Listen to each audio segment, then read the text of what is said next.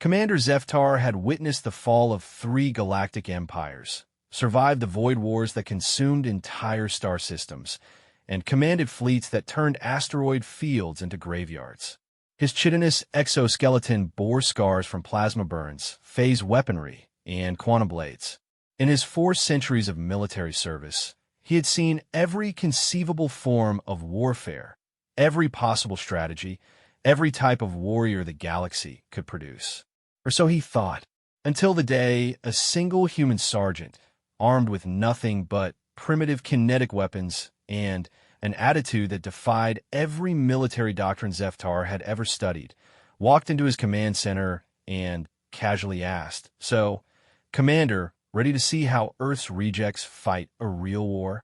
What happened next would force the galaxy's most decorated veteran to question everything he knew about combat, courage, and what it truly means to be a warrior.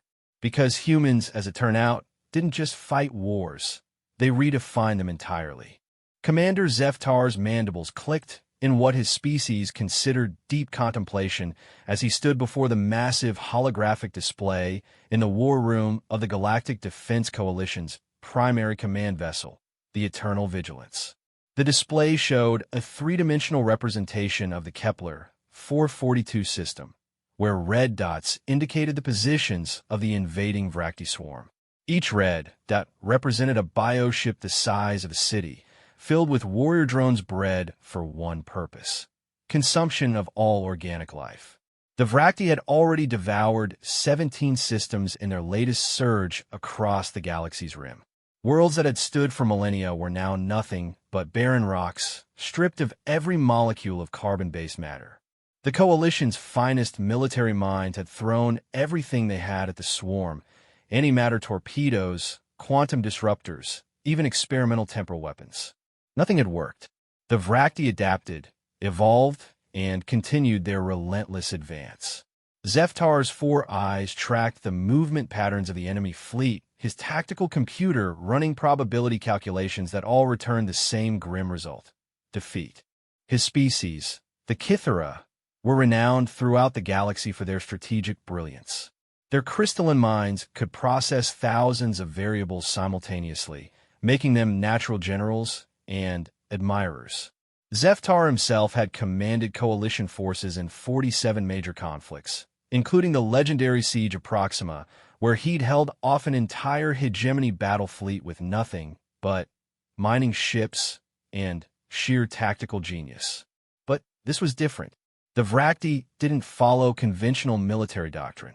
They were a force of nature, as unstoppable as entropy itself.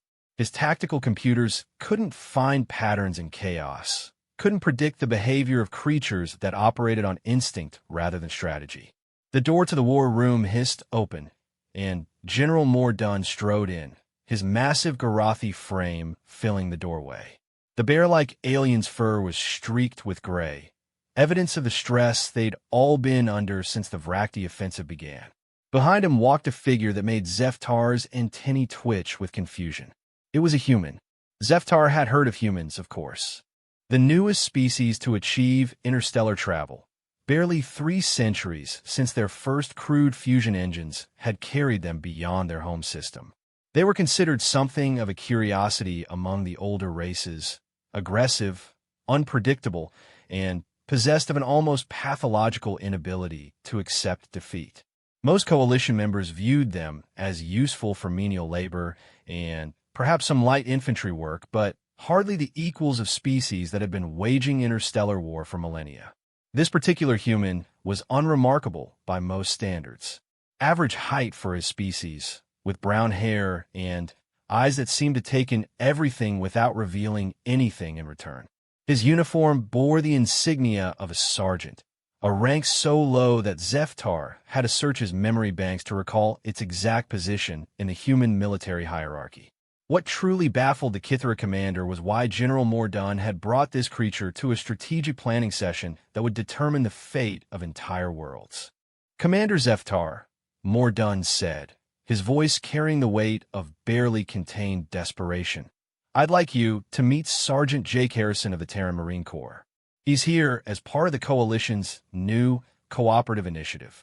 The human stepped forward and extended his hand, a primitive greeting gesture that Zeftar had read about, but never experienced. After a moment's hesitation, the Kithara commander extended one of his articulated limbs to briefly touch the human's palm. "Pleasure to meet you, Commander," Harrison said, his voice carrying an easy confidence that seemed at odds with his lowly rank. "Hell of a tactical situation you've got here. Mind if I take a look?" Before Zeftar could object, the human had moved to the holographic display and was studying the Vrakti fleet positions with an intensity that surprised the Kithara. Harrison's eyes tracked the movement patterns, his brow furrowed in concentration. After several minutes of silence, he let out a low whistle. "Yep, you're screwed," Harrison said matter-of-factly. "Conventional tactics aren't going to work against these things. They're not really thinking in a way you or I would understand it. More like angry locusts with starships." Zeftar's mandibles clicked in irritation. "Sergeant, I have analyzed every possible strategic approach to this conflict. The Vrakti possess overwhelming numerical superiority, adaptive defensive capabilities, and regenerative biotechnology that renders most of our weapons ineffective. Your assessment adds nothing to our understanding." Harrison turned to face him, and for a moment, Zeftar saw something in the human's eyes that gave him pause. It wasn't fear or desperation like he'd been seeing in the eyes of coalition officers for weeks. It was something else entirely, a kind of predatory calculation that seemed completely at odds with everything he'd been told about human nature. "You're right about all of that," Harrison said. "But you're thinking about this like a civilized war between civilized species. The Vrakti aren't civilized, and sometimes when you're fighting monsters, you need to think like a monster yourself." General Mordun shifted uncomfortably. "Sergeant Harrison's species has a unique perspective on warfare. Their military history is extensive. Extensive." Harrison laughed, a sound that somehow managed to be both amused and slightly unsettling. "General, that's like calling the ocean damp. Humans have been perfecting the art of killing each other since before we discovered fire. We've fought wars with sticks and stones, wars with chemical weapons, wars where we cracked atoms and turned entire cities into glass. We've fought wars in trenches filled with poison gas, wars in jungles where you couldn't see your enemy until his knife was between your ribs, and wars where boys who'd never been away from home got dropped into hell and somehow found ways to keep fighting when any sane creature would have given up." Zeftar processed this information, cross-referencing it with what little data the Coalition had on human military history. The numbers were staggering. In just their recorded history, humans had participated in over 14,000 named conflicts, with casualty rates that would have driven most species to extinction. Yet somehow, they not only survived, but thrived, eventually reaching the stars. "Your species' apparent aptitude for self-destruction is well documented," Zeftar said carefully. "However, I fail to see how this relates to our current strategic dilemma." Harrison grinned, and Zeftar found the expression oddly predatory. "See, that's where you're wrong, Commander. We're not good at destroying ourselves. We're good at destroying everything. It just took us a while to find targets that weren't us." The human turned back to the holographic display, his fingers dancing over the control interface with surprising familiarity. The display zoomed in on the central Vrakti formation, revealing the massive bioship that served as the swarm's primary coordination node. "You've been trying to fight these things ship to ship, fleet to fleet," Harrison continued. "Classic strategic thinking. Match your strengths against their weaknesses, avoid their strengths, force them to fight on your terms. Problem is they don't have weaknesses in the conventional sense, and you can't really force them to do anything because they're essentially a biological weapon system rather than a military force." Zeftar's tactical computer began running new calculations based on the human's words. The results were interesting. Harrison was correct that conventional fleet engagement had proven ineffective, but what alternative did they have? "What would you suggest?" Mordun asked, his voice carefully neutral. Harrison's grin widened. "Well, General, that depends. How attached are you to fighting fair? The question hung in the air like a challenge. Zeftar felt his certainty beginning to waver. In all his centuries of military service, he'd operated under the assumption that warfare, even at its most brutal, followed certain universal principles. There were rules, conventions, standards of conduct that separated civilized species from mere beasts. The idea of deliberately abandoning those principles was almost unthinkable. And yet, as he looked at the holographic display showing the inexorable advance of the Vrakti swarm, Zeftar found himself genuinely curious about what this strange, violent species might have learned during their long history of what humans apparently called total war. "Explain," he said simply. Harrison nodded and began manipulating the display, highlighting various points throughout the Kepler 442 system. The Vrakti are a biological weapon system, right? They consume organic matter to fuel their growth and reproduction. But what happens to a biological system when you introduce the right kind of toxin? It dies, Mordun said slowly. Exactly. But you've been thinking about toxins in terms of conventional biochemical weapons. Stuff that kills quickly and efficiently. That's not what we need here. Harrison's fingers moved across the interface, pulling up data streams that Zeftar recognized as deep space sensor readings. What we need is something that makes them want to die. Zeftar's mandibles clicked in confusion. I do not understand. Psychological warfare, Harrison explained. Every species in the galaxy fights with the assumption that their enemies want to survive. You try to make survival impossible, so they surrender or retreat. But what if you make survival undesirable? The Kithara commander's crystalline mind began to process this concept, running through the implications. You are suggesting that we attack their morale rather than their physical capabilities. I'm suggesting we attack their sanity, Harrison corrected. The Vrakti operate as a collective consciousness, right? They're all connected through some kind of biological neural network. That's a strength when it comes to coordination and tactical response, but it's also a massive vulnerability. Harrison pulled up a new section of the display, showing the complex bioelectrical patterns that Coalition scientists had detected emanating from Vrakti ships. If you can introduce the right kind of signal into that network, you can mess with their entire collective decision-making process. Make them paranoid, confused, unable to trust their own perceptions. The Coalition's Xenobiological Research Division has studied Vrakti neural patterns extensively, Zeftar said. Their findings indicate that the collective consciousness is remarkably stable and resistant to external interference. That's because your xenobiologists are thinking like scientists instead of warriors, Harrison replied. They're looking for clean, precise methods of disruption. But the human brain isn't clean or precise. It's a mess of competing impulses, contradictory emotions, and irrational fears.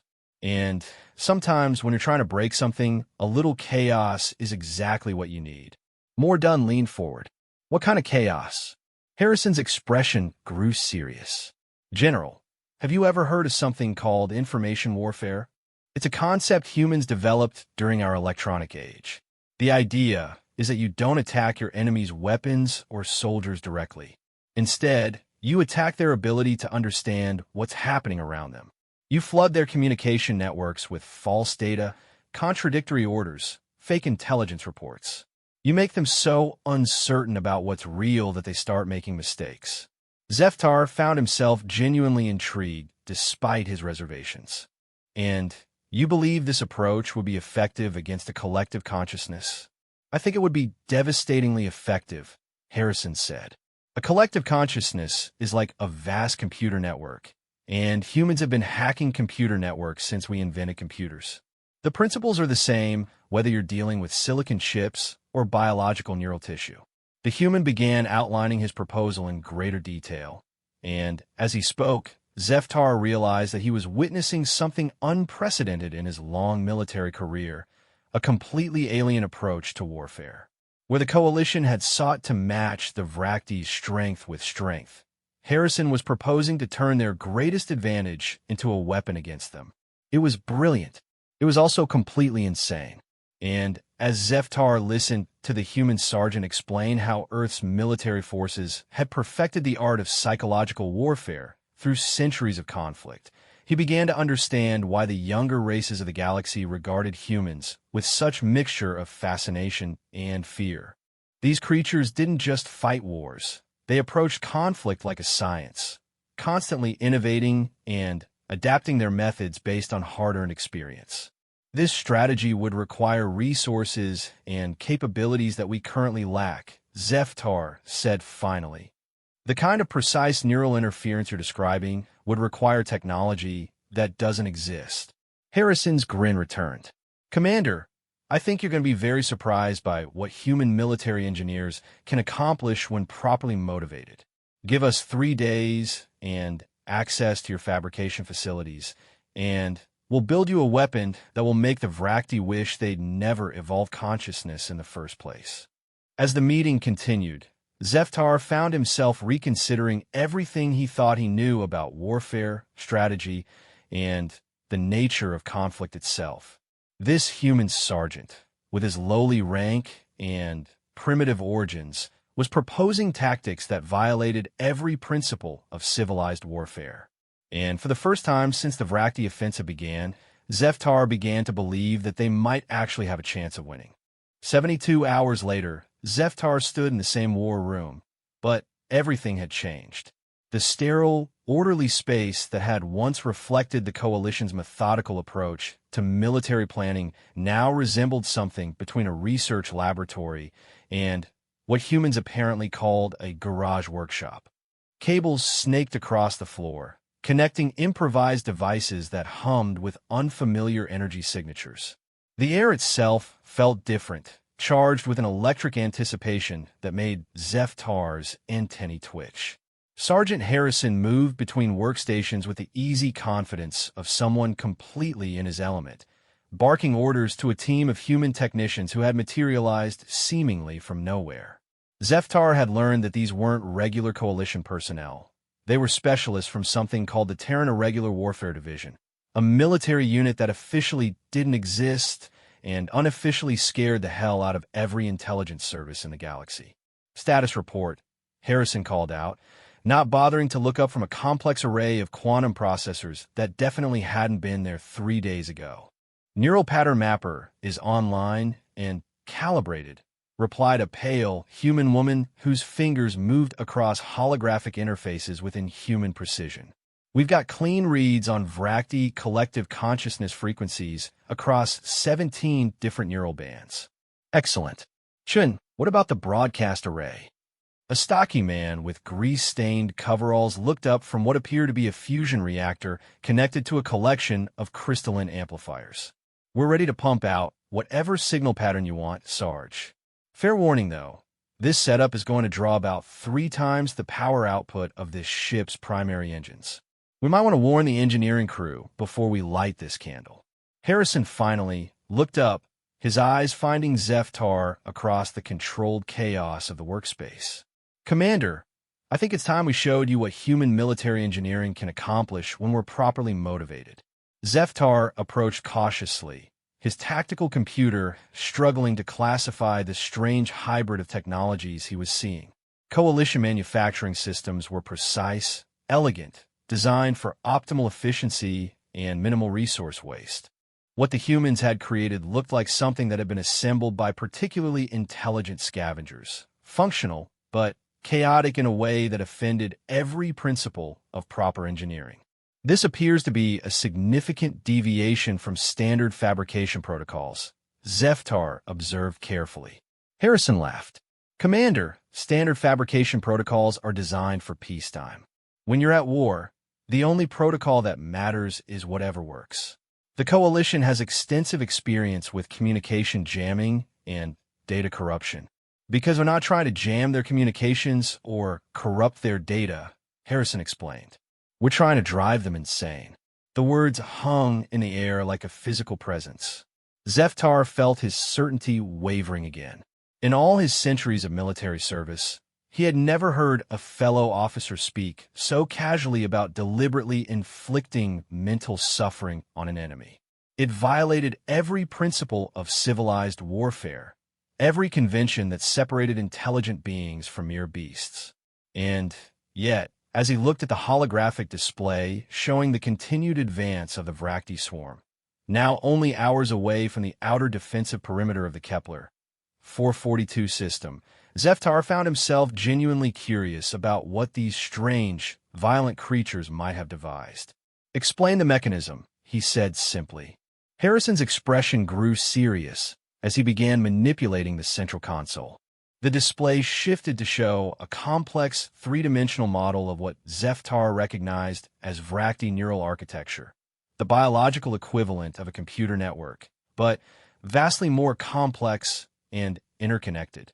The Vracti collective consciousness operates on the principle of shared experience, Harrison began. Every individual drone shares its sensory input with the whole, and the whole processes that information to make collective decisions. It's incredibly efficient, but it also means that every drone implicitly trusts the information it receives from the network. Harrison highlighted several nodes in the neural network model. What we're going to do is introduce false sensory data into their network, not random noise. Carefully crafted experiences designed to create psychological stress and paranoia. We're going to make them see things that aren't there, hear sounds that don't exist, and feel sensations that have no physical source. Zeftar's mandibles clicked as he processed this information. The Vracti would quickly identify such false data and filter it from their network.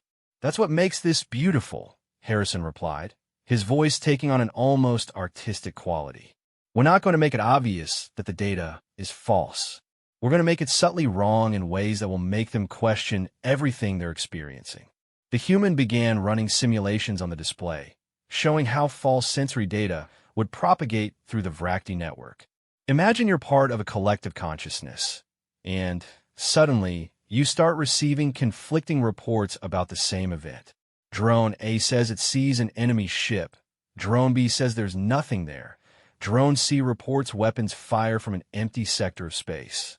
Your rational mind knows that at least two of these reports must be false.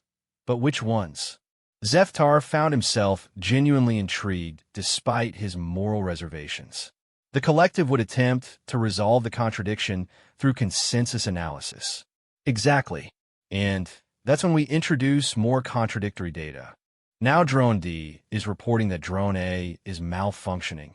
Drone E says that Drone B has been compromised by enemy action, and Drone F insists that both A and B are feeding false information into the network. Pretty soon, the collective doesn't know what to believe about anything. The implications were staggering. Zeftar ran quick calculations on his tactical computer, modeling how such confusion might affect Vracti combat effectiveness. The results were remarkable.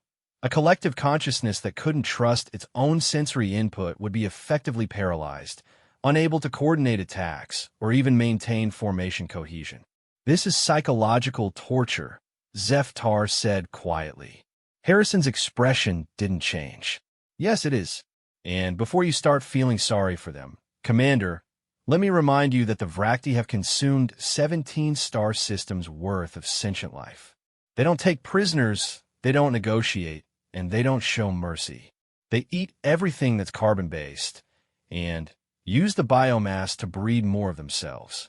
Sometimes, when you're fighting monsters, you have to be willing to become something monstrous yourself." The human's words struck something deep in Zeftar's consciousness. Throughout his long military career, he had always operated under the assumption that there were lines that civilized beings simply did not cross, regardless of the circumstances. The idea of deliberately inflicting psychological suffering seemed to violate the very principles that separated intelligent life from the chaos of natural selection. But as he looked at the holographic display showing the inexorable advance of the Vracti swarm, Zeftar found himself wondering whether those principles were luxuries that the galaxy could no longer afford. "Show me the implementation," he said finally. Harrison nodded and began explaining the technical details of their psychological warfare weapon. The system was elegantly cruel in its simplicity. quantum communication arrays would broadcast carefully crafted neural signals directly into the Vrakti collective consciousness network. These signals would appear to be legitimate sensory data from individual drones, but would contain subtle inconsistencies designed to create doubt and paranoia. The beauty of this approach is that the Vrakti will do most of the work for us, Harrison explained. Once we introduce enough contradictory information into their network, their own attempts to resolve the contradictions will create feedback loops that amplify the psychological effects. They'll start doubting not just the false data we're feeding them, but their own genuine perceptions as well. As the human continued his explanation, Zeftar began to understand the true genius of the strategy. It wasn't just about creating confusion. It was about weaponizing the Vrakti's greatest strength against them. Their collective consciousness, which made them nearly unstoppable in conventional warfare, would become a liability once it was corrupted with false information. How long will the effects last? Zeftar asked. Harrison's grin was predatory. That's the really beautiful part, Commander. The psychological damage we're going to inflict isn't temporary. Once we've convinced them that they can't trust their own perceptions, that paranoia will become a permanent part of their collective consciousness. Every battle they fight after this, they'll be second-guessing themselves, wondering if what they're seeing is real or just another false signal. The implications were staggering. If Harrison's strategy worked, they wouldn't just be winning a single battle. They would be permanently crippling the Vrakti as a military force. There's one thing you should know, Harrison added, his voice taking on a more serious tone. This weapon isn't surgical. Once we activate it, every Vrakti in the system will be affected. That includes any drones that might be capable of individual thought or consciousness. We're not just attacking their military capabilities. We're attacking their fundamental ability to perceive reality. Zeftar felt a chill that had nothing to do with the ship's environmental systems. You are describing genocide. No, Harrison replied firmly. Genocide is what the Vrakti have been doing to every species they encounter. What we're doing is self-defense. The fact that our methods happen to be psychologically devastating doesn't change the moral calculus. The human turned to face him directly, and Zeftar saw something in his eyes that gave him pause. It wasn't cruelty or sadism. It was something far more unsettling. It was the calm, professional detachment of someone who had made peace with the necessity of doing terrible things. Commander, I've studied the military history of every species in the coalition, Harrison continued. You've all fought wars, sometimes brutal ones, but you've always operated under the assumption that there are limits to what civilized beings will do to each other. Humans gave up that assumption a long time ago. We learned that when you're fighting for survival, the only rule that matters is winning. As if summoned by their conversation, General Mordun entered the war room, his massive frame moving with unusual urgency. Commander Zeftar, Sergeant Harrison, we have a situation. The Vrakti Advanced Fleet has accelerated their approach. They'll be within weapons range of our outer defenses in 6 hours. Harrison immediately moved to the central console, his fingers dancing across the controls with practiced efficiency. Then, it's time to find out if human psychological warfare techniques work on collective consciousness entities. The next few minutes were a blur of activity as the human technical team made final preparations to their improvised weapon system. Zeftar found himself caught between fascination and horror as he watched these strange, violent creatures prepare to unleash a form of warfare that violated every principle of civilized conflict. All systems are green, reported the pale woman at the neural pattern mapper. We have clean target locks on the primary Vrakti consciousness nodes. Power levels are optimal, added the Manchin. We're ready to broadcast on your command. Harrison looked up from the central console, his eyes finding Zeftar across the chaotic workspace. This is your call, Commander. Once we activate this weapon, there's no going back. The Vrakti will either be permanently crippled as a military force, or they'll adapt to our psychological warfare techniques and become even more dangerous than before. Zeftar felt the weight of the decision pressing down on him like gravity from a neutron star. Throughout his long military career, he had faced many difficult choices, but never one that seemed to challenge the very nature of what it meant to be a civilized being. The humans were offering him a weapon that could save the galaxy, but at the cost of crossing moral boundaries that had never been crossed before. And yet, as he looked at the holographic display showing the approaching Vrakti fleet, each red, representing millions of consumed lives, Zeftar realized that the choice had already been made. "Activate the weapon," he said quietly. Harrison nodded and turned to his team. "You heard the commander. Light it up." The world exploded into chaos. The moment Harrison activated the psychological warfare array, reality itself seemed to buckle. The improvised weapon system drew power from the eternal vigilance fusion cores with such intensity that the lights flickered throughout the massive command ship. Every screen in the war room flashed white for an instant before displaying data streams that moved too fast for even Zeftar's enhanced perception to follow. But it wasn't the technical aspects of the weapon that stunned the Kithara commander. It was the immediate, visceral response from the Vrakti fleet. On the holographic display, the red dots representing enemy bioships began to move erratically. Formation patterns that had remained consistent throughout their advance across 17 star systems suddenly dissolved into chaos. Ships that had moved with perfect coordination moments before now seemed to be operating independently, some accelerating toward the coalition defensive line, while others veered off on random trajectories. "What are they seeing?" Zeftar asked, his mandibles clicking with nervous energy. Harrison's eyes were locked on a secondary display that showed real-time analysis of Vrakti neural network traffic. The normally smooth flow of collective consciousness data had become a jagged nightmare of contradictory signals and feedback loops. "Everything and nothing," he replied, his voice carrying a mixture of fascination and professional satisfaction. "We're feeding them approximately 3,000 false sensory inputs per second, each one carefully designed to contradict information they're receiving from their actual sensory organs." The human gestured toward a smaller screen showing what appeared to be a first-person view from within the Vrakti collective consciousness. Zeftar watched in horrified fascination as the perspective shifted rapidly between seemingly contradictory realities. One moment showing empty space, the next revealing massive coalition battleships that didn't actually exist, then shifting to display their own fleet as hostile entities firing upon themselves.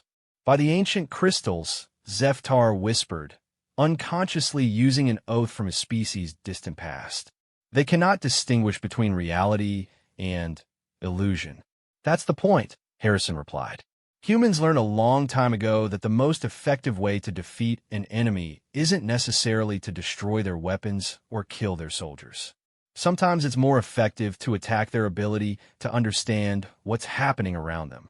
A confused enemy makes mistakes. A paranoid enemy makes even bigger mistakes." As if to illustrate his point, several Vrakti bioships on the display began firing their primary weapons, not at coalition targets, but at other Vrakti vessels. The collective consciousness that had made them nearly invincible was now turning their greatest strength into a catastrophic vulnerability. "They're attacking each other," General Mordun observed, his voice carrying a mixture of amazement and something that might have been horror. "Of course they are," Harrison said matter-of-factly. "We convinced them that some members of their own fleet have been compromised by enemy action. From their perspective, those ships aren't allies anymore. They're infiltrators that need to be eliminated before they can spread false information throughout the network." Zeftar watched the display with growing unease as the Vrakti fleet tore itself apart. The psychological weapon wasn't just disrupting their coordination, it was triggering a cascade of self-destructive behavior that violated every principle of military logic. Bioships that had survived thousands of battles were being destroyed, not by enemy action, but by their own allies who could no longer trust their own perceptions. "This is not warfare," Zeftar said quietly. "This is something else entirely." Harrison turned to face him, and The Kithara commander was struck by the complete absence of triumph in the human's expression.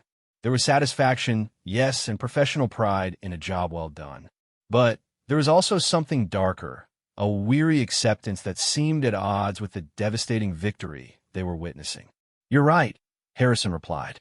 "It's not warfare in the way your species understands it. It's survival. And sometimes, when you're fighting for survival against something that wants to consume every trace of life in the galaxy, you have to be willing to use weapons that civilized beings find morally repugnant." The human paused, his eyes returning to the display where the Vrakti self-destruction continued with mechanical inevitability. "My species learned something during our long history of killing each other, Commander. We learned that there are fates worse than death. And sometimes the kindest thing you can do for your enemy is to kill them quickly rather than let them suffer indefinitely." Zeftar felt a chill that had nothing to do with the ship's environmental systems. "Are you suggesting that what we're doing to the Vrakti is worse than simply destroying them?" "I'm suggesting that we're breaking their minds," Harrison replied with brutal honesty. "The psychological damage we're inflicting isn't temporary. Even if we stopped the broadcast right now, the Vrakti collective consciousness would never fully recover. They've lost the ability to trust their own perceptions, and for a collective consciousness entity, that's essentially a form of permanent madness." The implications hit Zeftar like a physical blow.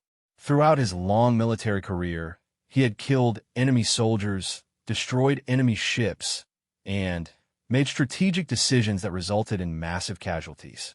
But he had always operated under the assumption that death, however tragic, was at least final. What the humans had created was something far more disturbing, a weapon that left its targets alive but fundamentally broken. "Why?" Zeftar asked. "Why would your species develop such methods?" Harrison's expression grew distant, as if he were remembering something from long ago. "Because we had to, Commander. Human military history is full of conflicts where conventional weapons weren't enough. Wars where the enemy was so fanatical, so committed to total victory, that the only way to stop them was to break their will to fight entirely." The human gestured toward the display, where the Vrakti fleet was still consuming itself in an orgy of self-directed violence. "The Vrakti are like that. They don't negotiate, they don't retreat, and they don't show mercy. The only way to stop them permanently is to make them incapable of functioning as a coherent military force." As they watched, the psychological warfare weapon achieved something that months of conventional military action had failed to accomplish. The advanced elements of the Vrakti swarm, which had seemed unstoppable just hours before, were now completely neutralized. Not destroyed, but rendered utterly ineffective as fighting forces. "The primary consciousness node is fragmenting," reported the pale woman at the neural pattern mapper. Her voice carried a note of professional interest that somehow made the observation even more unsettling. "The collective is attempting to isolate compromised sections of the network, but the psychological contamination is spreading faster than they can contain it." Harrison nodded approvingly. "That's exactly what we wanted to happen. The beautiful thing about this kind of warfare is that the target does most of the work for you. Once you introduce enough doubt and paranoia into a collective consciousness, it starts to consume itself from within." Zeftar found himself struggling with concepts that challenged everything he thought he knew about military ethics. Is there no way to reverse the effects? To restore their capacity for rational thought? "Theoretically, yes," Harrison replied. "But it would require rebuilding their entire collective consciousness from scratch, essentially creating a completely new entity. The Vrakti we're fighting today would cease to exist as surely as if we had destroyed them with antimatter warheads." The humans' words hung in the air like a physical presence. Zeftar realized that they had crossed a line that could never be uncrossed. The weapon they had used wasn't just devastating, it was fundamentally transformative in ways that conventional weapons could never be. "You are saying that we have committed genocide without killing anyone," Zeftar said slowly. I'm saying we've done what was necessary to protect the galaxy from an existential threat, Harrison corrected. The moral implications of our methods are secondary to the practical results. The Vrakti will never again pose a threat to intelligent life because they've lost the capacity for coherent thought and action. As if responding to their conversation, new alerts began flashing across the display screens. The remaining Vrakti bioships, those that hadn't been destroyed in the collective's self-directed rampage, were beginning to withdraw from the system. But their movement patterns were erratic, purposeless, less like a strategic retreat than like the random wandering of creatures that had lost the ability to understand their own situation. "They're leaving," General Mordaunt observed, his voice carrying a mixture of relief and something that might have been regret. "They're fleeing," Harrison corrected. "The collective consciousness is too damaged to maintain coherent strategic objectives. They're operating on pure survival instinct now, trying to get away from whatever they perceive as the source of their psychological torment." Zeftar watched the withdrawal with mixed feelings. The immediate threat to the Kepler 442 system had been neutralized, but the cost of victory was unlike anything he had experienced in his long military career. They had won, but they had done so by becoming something that his species would have regarded as monstrous. "What happens now?" he asked. Harrison began shutting down the psychological warfare array, his movements efficient and professional. "Now we write reports that classify this entire operation under levels of secrecy that most coalition members don't even know exist. We document the effectiveness of psychological warfare against collective consciousness entities, and we hope that we never have to use these methods again." The human paused in his work, his eyes meeting Zeftar's across the chaotic workspace. "But if we do have to use them again, we'll be ready. Because that's what humans do, Commander. We learn from every conflict, we adapt our methods based on what works. And we make sure that we're always prepared for the next threat that wants to wipe out intelligent life in the galaxy." As the immediate crisis passed, Zeftar found himself reflecting on what he had witnessed. The humans had demonstrated capabilities that went far beyond anything the Coalition's intelligence services had suspected. They hadn't just won a battle. They had redefined the very nature of warfare itself. "Sergeant Harrison," Zeftar said formally, "I believe I owe you an apology. When you first arrived, I dismissed your contributions as the product of a primitive military tradition. I now realize that I was fundamentally mistaken about the sophistication of human warfare techniques." Harrison's expression softened slightly. "No apology necessary, Commander. Every species in the galaxy makes the same mistake when they first encounter humans. You assume that because we're young and our technology seems crude, we must not have anything to teach you about warfare. But the truth is we've been perfecting the art of killing for longer than most species have been spacefaring." The human gestured toward the now quiet displays that showed the Vrakti retreat continuing. "The galaxy is full of species that are stronger than us, smarter than us, more advanced than us in every measurable way. But there's one thing that humans do better than anyone else, and that's finding ways to win wars that everyone else considers unwinnable."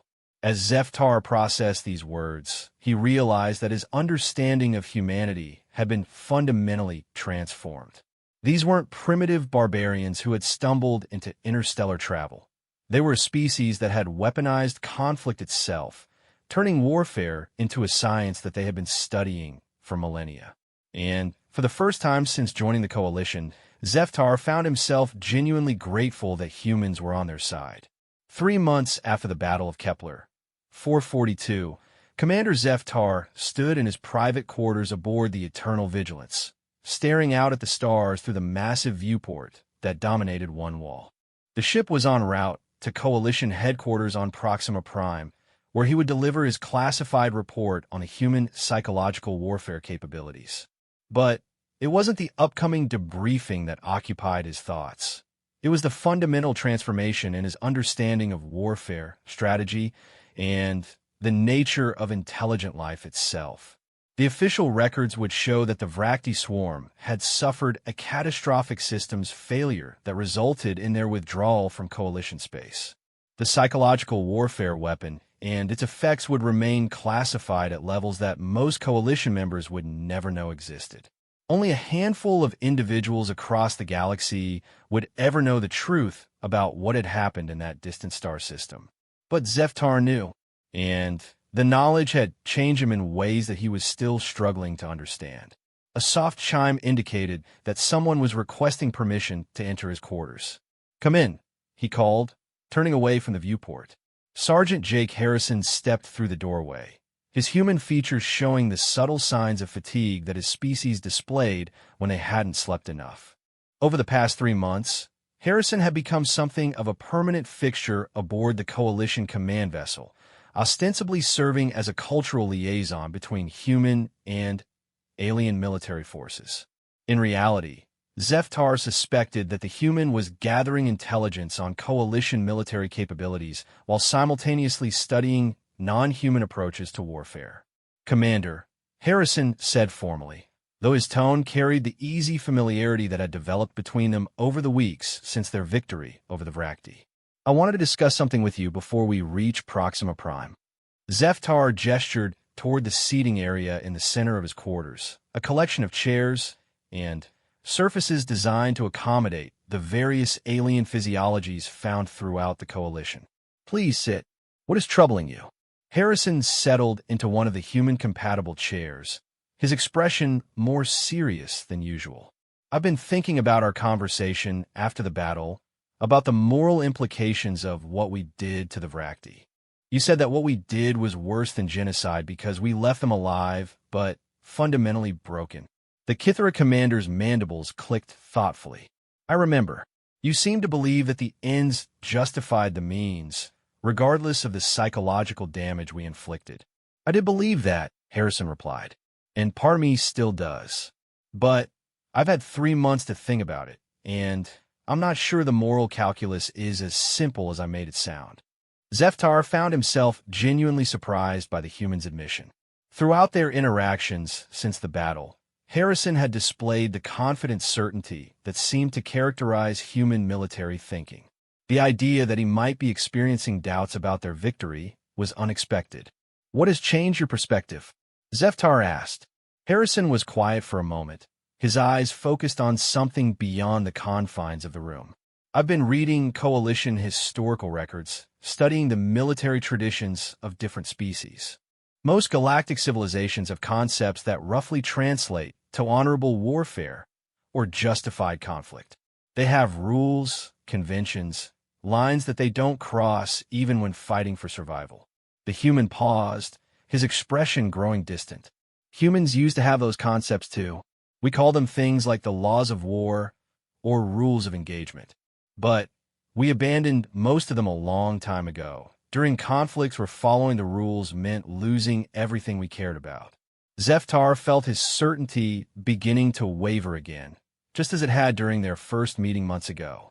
"Are you suggesting that humanity has lost something essential in becoming so effective at warfare?" "I'm suggesting that maybe there's a difference between being effective at warfare and being good at it," Harrison replied.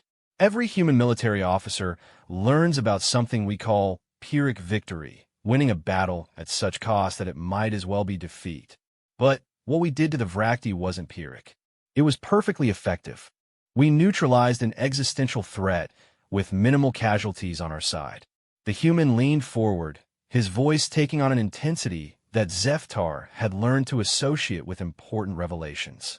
"But I've been wondering if there's something worse than Pyrrhic victory. What do you call it when you win so completely, so devastatingly, that the very act of winning changes who you are?" The question hung in the air like a challenge to everything Zeftar thought he understood about military success.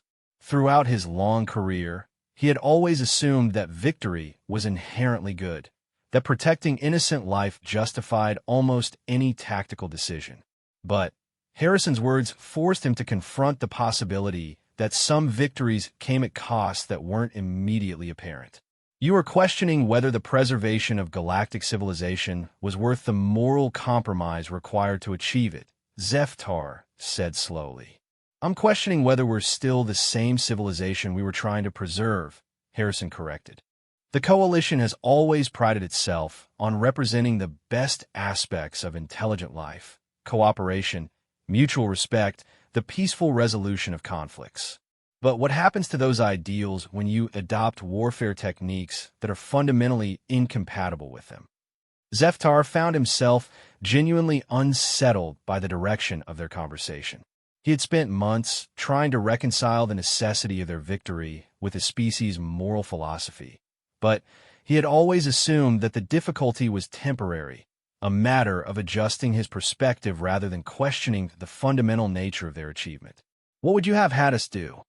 Zeftar asked. Allow the Vrakti to continue consuming inhabited worlds?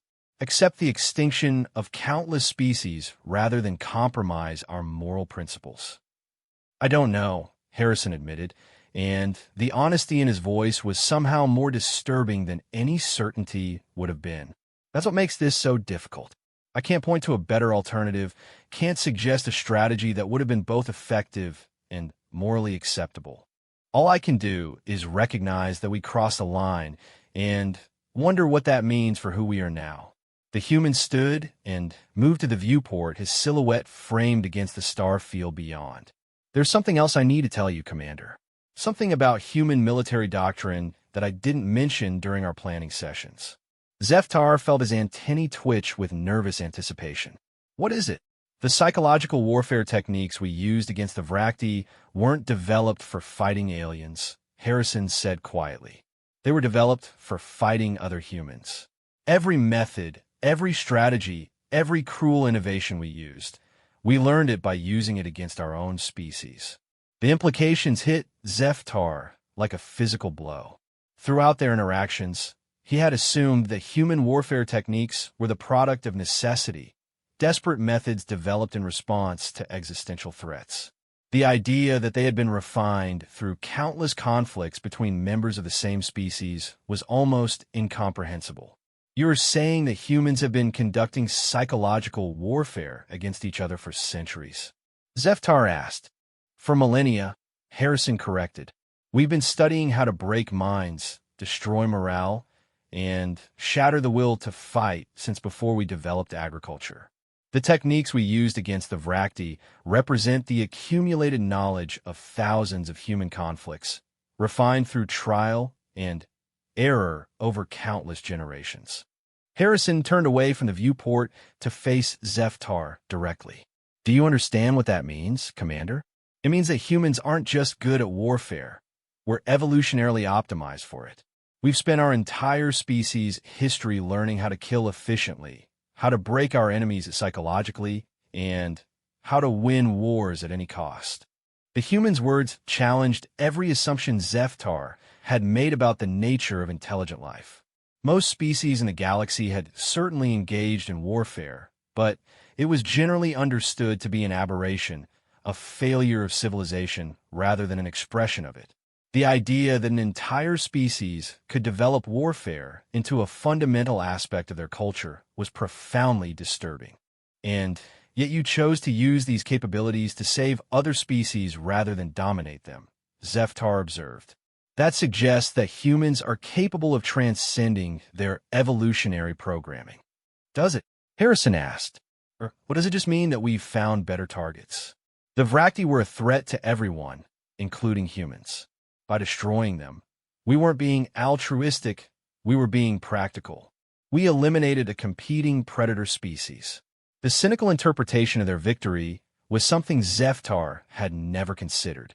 Throughout the months since the battle, he had operated under the assumption that human participation in the coalition represented a genuine commitment to peaceful cooperation between species. The possibility that it might simply be pragmatic alliance building was deeply unsettling. You seem to be suggesting that human nature is fundamentally predatory, Zeftar said carefully. I'm suggesting that human nature is fundamentally adaptive, Harrison replied. We're very good at identifying threats and developing effective responses to them. Sometimes that means cooperation, sometimes it means competition, and sometimes it means total warfare. The key is that we're always optimizing for survival, even when that optimization requires us to become something that other species find morally repugnant. Harrison moved back to his chair, settling into it with the fluid grace that seemed to characterize human movement. That's what I wanted to discuss with you before we reach Proxima Prime, Commander. You're going to be debriefing coalition leadership on human military capabilities.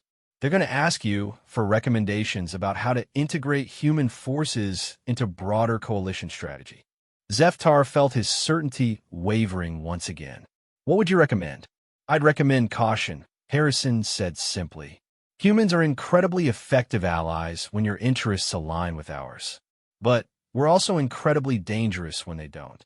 The same capabilities that allowed us to save the galaxy from the Vracti could just as easily be turned against the coalition itself if circumstances changed. The human paused, his expression growing thoughtful. There's an old human saying, "He who fights monsters should be careful lest he thereby become a monster." I think we passed that point a long time ago, Commander. The question now is whether the galaxy is better off with human monsters on their side or standing against them. As their conversation continued, Zeftar found himself grappling with concepts that challenged everything he thought he knew about interstellar relations, military alliance, and the nature of civilized behavior. The humans had proven themselves capable of extraordinary military effectiveness, but that effectiveness came with implications that extended far beyond any single battle or conflict. When Harrison finally left his quarters, Zeftar returned to the viewport and resumed his contemplation of the stars. In a few days, he would deliver his report to coalition leadership, and they would have to decide how to proceed with their relationship with humanity. It was a decision that would shape the future of the galaxy, and Zeftar was no longer certain what recommendation he should make. The humans had saved them all from the Vracti swarm. But as he reflected on everything he had learned about human nature, human history, and human capabilities, Zeftar couldn't escape the feeling that they had simply traded one existential threat for another. One that was far more intelligent, far more adaptable, and far more dangerous than anything they had faced before. The stars offered no answers, only the cold certainty that the galaxy had been fundamentally changed by what had happened at Kepler 442. Whether that change would ultimately prove beneficial or catastrophic remained to be seen. But as Zeftar prepared his final report, he found himself hoping that future generations would prove wise enough to handle the legacy of humanity's gift for warfare. Because if they weren't, the cure might prove far worse than any disease the galaxy had ever faced. The war was over. Humanity had won. And somehow, that was the most terrifying thought of all.